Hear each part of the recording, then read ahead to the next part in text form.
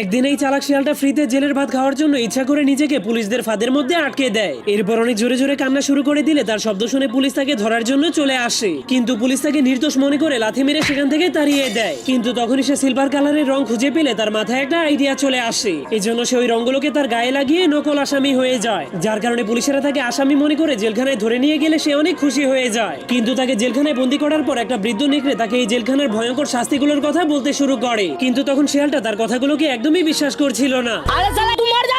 আমি বিশ্বাস করি না। এই জন্য বৃদ্ধ নেকড়েটা সবাইকে বাঁচানোর জন্য লোহার মাধ্যমে চাবি বানিয়ে সবাইকে জেলখানা থেকে মুক্ত করে দেয়। কিন্তু সেই পাগল শিয়ালটা জেলের সরকারি খাবার খাওয়ার জন্য নিজেকে আবারও জেলখানার মধ্যে বন্দী করে দেয়। কিন্তু এরপর সে যখনই দেখতে পায় পুলিশেরা তাকে কুপিয়ে মারার জন্য ধারালো কুড়াল নিয়ে তার দিকে আসতে শুরু করেছে, তখন সে অনেক ভয় পেয়ে জেল থেকে পালাতে শুরু করে দেয়। তোরা কে কোনাস আমার বাসা? এই জন্য জেলার তাকে ধরার জন্য তার পিছনে অনেকগুলো ভয়ঙ্কর কুকুর লাগিয়ে দেয়।